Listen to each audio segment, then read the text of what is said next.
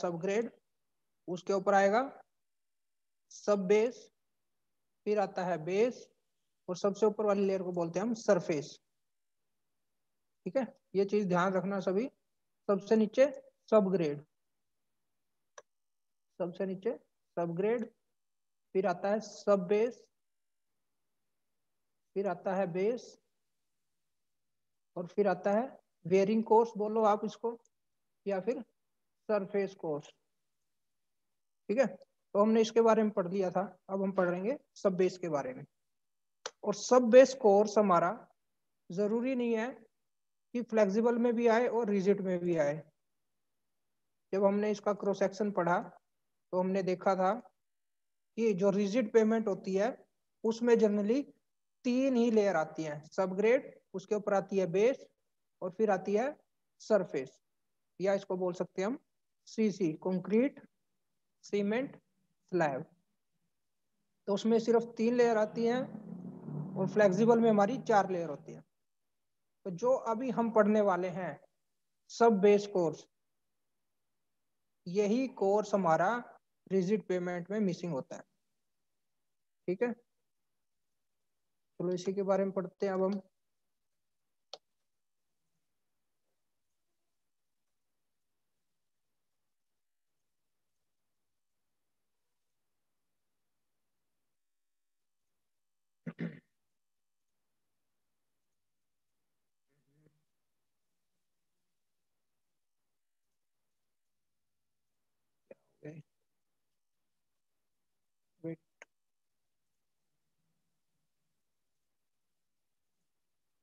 तो हम पढ़ते हैं अब सब बेस कोर्स के बारे में।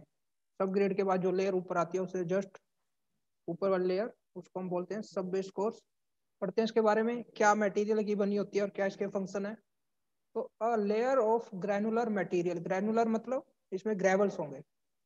अ layer of granular materials provided in between the subgrade and base course. जैसा कि मैंने अभी बताया, सबसे नीचे वाला लेयर सबग्रेड, उससे ऊपर सब बेस, उसके ऊपर बेस। तो यही कह रहा है कि ऐसी ग्रैनुलर मटेरियल की लेयर जो हमारी सबग्रेड और बेस कोर्स के बीच में होती है। A layer of granular material provided in between the subgrade and, ये subgrade है, and base course in a road pavement is called subbase, is called subbase.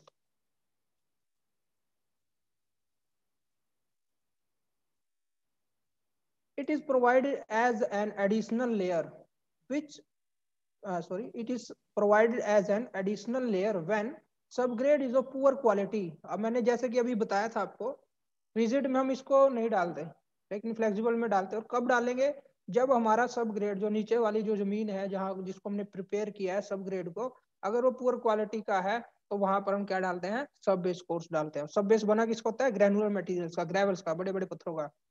It consist of a layer of comparatively cheaper material like, अब आ गया, इसमें हम क्या डालेंगे, material क्या रखेंगे हम इसमें, इसमें हम चीपर मटेरियल रखते हैं, जैसे कि natural gravels, quarry waste, flinders, sand and stabilise soil. ठीक है, तो ये जो चीप मटेरियल होता है हमारा, वो हम यूज कर लेते हैं किसमें, सब बेस कोर्स में। फॉर सीमेंट कंक्रीट रोड, अब आगे रिजिड पेमेंट की बात, उसमें ये लेयर होगी कि नहीं होगी, होगी तो कैसी होगी। फॉर सीमेंट कंक्रीट रोड सब base layer is not provided, it is usually needed for flexible pavement build on fine grand soil. जहां पर हमें फ्लेक्सिबल लेयर बनानी हो और वो फाइन ग्रेन सॉइल पर बन रही हो, जिसकी प्रॉपर्टी अच्छी नहीं हो, जो सबग्रेड पुअर क्वालिटी का हो, वहां पर हम ये एक्स्ट्रा लेयर डालते हैं जिसको बोलते हैं सब बेस। तो एक्स्ट्रा तो डाल रहे हैं, लेकिन उसमें फिर हम क्या करते हैं, चलो एक्स्ट्रा लेयर तो डालनी पड़ेगी, लेकिन इसको हम ज्यादा कॉस्टली ना हो जाए हमारा प्रोजेक्ट, तो उसमें हम मटेरियल जो यूज करते हैं वो चीपर क्वालिटी का करते हैं। फंक्शन क्या होंगे इसके, क्या करेगा ये, एक तो बियरिंग कैपेसिटी बढ़ा देगा, जैसे कि अभी हमने पढ़ा फाइन ग्रेन सोइल पर हम इसको बनाते हैं तो बियरिंग कैपेसिटी कम है। ठीक है, तो वहां पर हम क्या कर देंगे, ये लेयर डाल देंगे, जिससे क्या हो जाएगी, इसकी बेयरिंग कैपेसिटी बढ़ जाएगी। बेयरिंग कैपेसिटी क्या होता है कि कईयों को समझ नहीं आ रहा होगा, वजन सहन, लोड सहन करने की क्षमता। ठीक है, मतलब वो सोयल है, उस पर जो लोड आएगा उसको वो सहन कर पा रही है कि नहीं कर पा रही। जो लोड आने से वो इस तरह से सेटल तो नहीं हो जा रही, वहां पे गड्ढा तो नहीं हो गया, वो उसके अंदर जमीन के अंदर धस तो नहीं गई। तो वही होती है इसकी बेरिंग कैपेसिटी, लोड सहन करने की क्षमता। ठीक है, आगे क्या कह रहा है?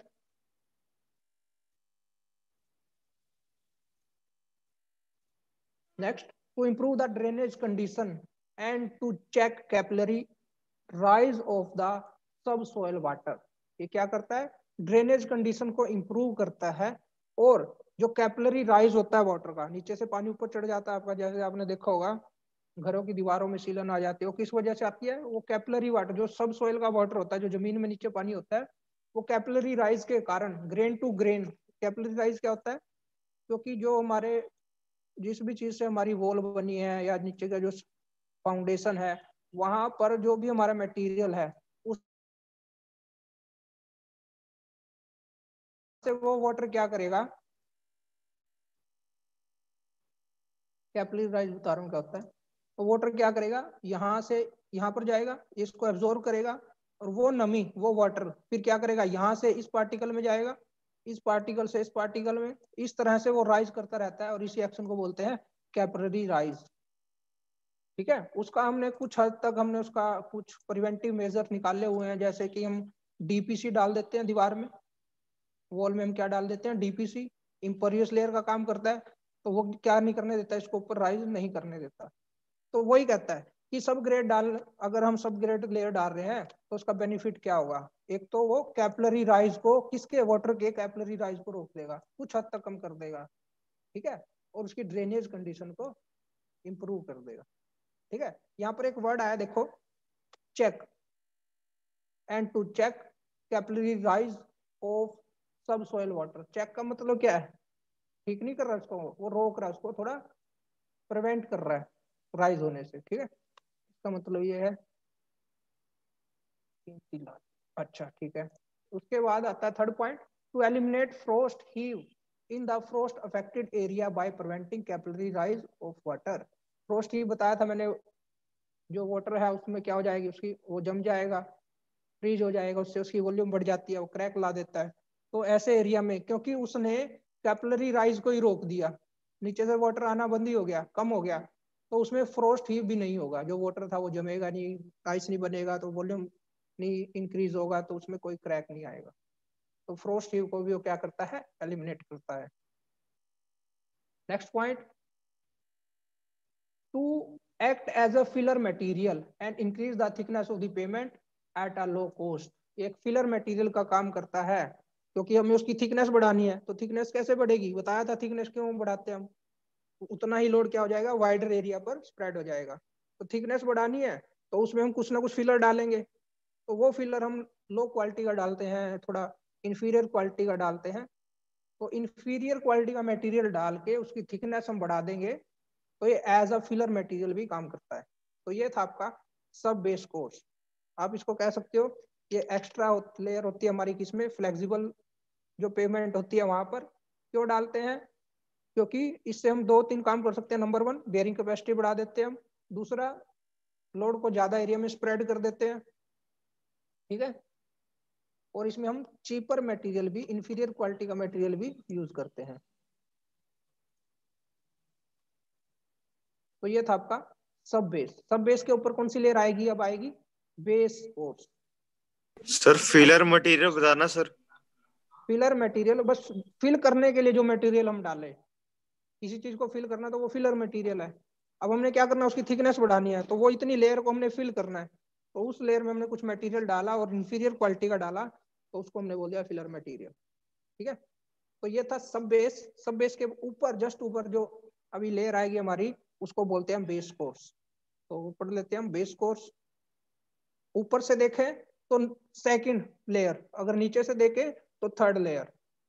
तो ऊपर से सेकंड लेयर हमारी होगी base course, a layer of boulder. अब इसमें क्या होगा? देखो, उसमें हमने क्या किया था? इंफीरियर क्वालिटी के मटेरियल डाले, नेचुरल ग्रेवल्स वगैरह, ब्रिक्स के टुकड़े वगैरह। इसमें भी हम ब्रिक्स वगैरह के डालेंगे, तो उसमें थोड़ा इंफीरियर क्वालिटी के डाल रहे थे। देखिए इसमें क्या डलेगा? A layer of boulders, boulder मतलब बड़े बड़े पत्थर, और bricks, provided below the wearing course, मतलब सबसे ऊपर वाली लेयर के जस्ट नीचे हमने क्या किया, बोल्डर्स और ब्रिक्स के टुकड़े बोलो, पार्ट्स बोलो, पीसेस बोलो, वो डाले हमने। इस term as base course, a layer of boulder और bricks provided below the wearing course is termed as base course. This layer is the major component of road pavement and is provided over the subbase course and immediately above the good quality subgrade layer in the absence of subbase course. अब देखो क्या कह रहा है, ये जो layer है ना हमारी, ये काफी इंपॉर्टेंट लेयर है, ठीक है। इसको हम डायरेक्टली सब ग्रेड के ऊपर भी डाल सकते हैं। इसको हम कहाँ डाल सकते हैं, सब ग्रेड के जस्ट ऊपर, जब हमारी सब ग्रेड अच्छी क्वालिटी की हो। अगर अच्छी क्वालिटी का सब ग्रेड नहीं है तो हमें क्या डालना पड़ेगा, सब बेस डालना पड़ेगा पहले, और फिर उसके ऊपर हम, अरे कौन है ये, इरेज करो इसको अभी से, अभी के अभी। आपके लिए नहीं है ये स्केच, जिसने भी किया इसको इरेज कर दो, कोई बात नहीं, कर दो इरेज।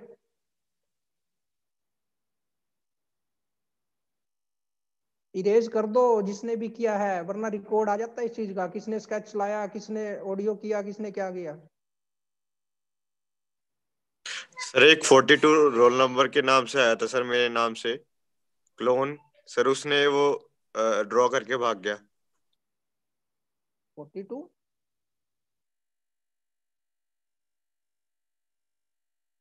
कीमती लाल सर, जरा देखिए कौन है ये एक्स्ट्रा बच्चा।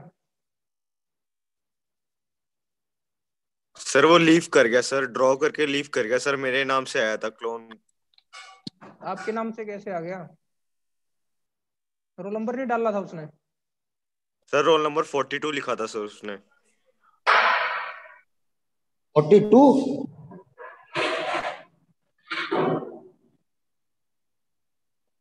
हेलो भाई ऐसा है,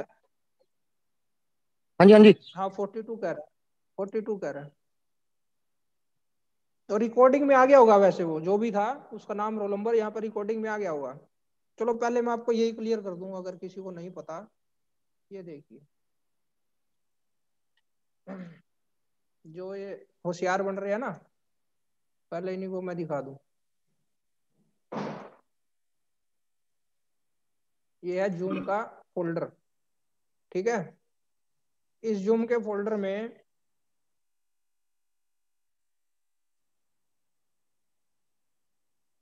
एक एक मिनट दो, हाँ पता तो लग जाता है, देखो।